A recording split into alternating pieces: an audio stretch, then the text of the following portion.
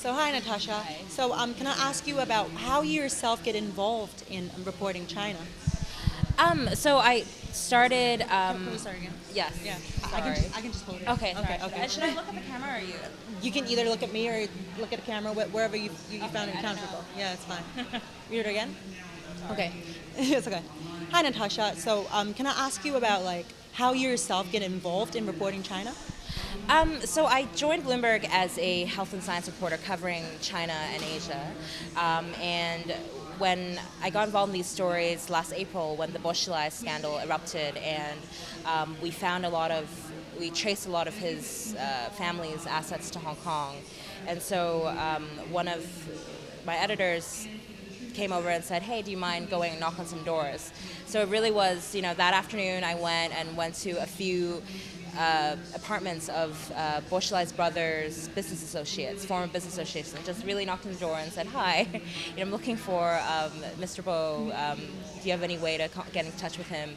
And from there, I just got involved in a lot more of the work that we did, and when we had a team to look at these China wealth stories, I was, you know, um, lucky enough to be a part of that.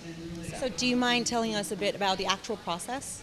Yeah, so I mean, a lot of it, I think when people talk about going through corporate documents, following the money trail, it sounds, oh, there really is, and it really was about having thousands and thousands of pages in front of you, and it might be that you have 5 documents you're looking through, and there'll be one name or one company name that suddenly appears, and you're like, yes, because that connects you to a few other companies in another jurisdiction or something like that. And I think that was really about being really meticulous and connecting the dots.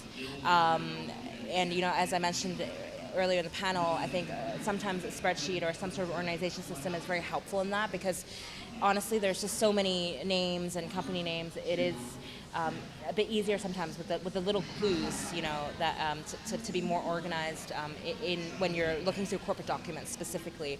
And a lot of it is matching addresses, and knocking on doors, and as I said, and kind of asking from there, kind of spiraling on process. I think when you talk about investigative journalism, it is about leaving no stone unturned, and it was really about following every avenue we could, including people sources, paper sources, anything we could get our hands on.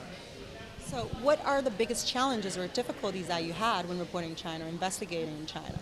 I think that, I don't know if it's just in China, but for the stories that we pursued, I mean, obviously it is perhaps a topic that the people you're writing about don't necessarily want you to report on, and so a lot of it is can be obscured, can be hard to find. So it takes a lot of time, dedication, and I guess talking to, again, as many people as you can to verify the story that you have, to make sure that it's absolutely accurate and that you're presenting the most fair picture to our readers, who we have the first duty to. So how important do you think people networking is, especially in China, when you're reporting these? People networking in terms of me going out and meeting sources? Oh, very important, and I think that in any field that you cover, and not just investigative journalism, it's important to not just go to someone when you have a story and a question that you must get them to answer.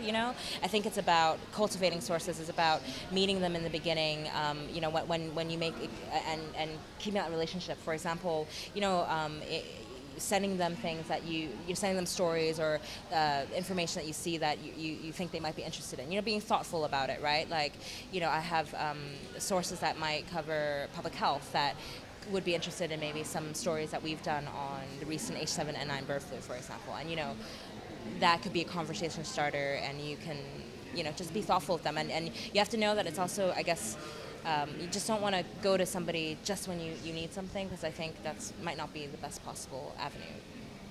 Okay, thank you, Natasha. Thank you. Thank you for your time. Thank you.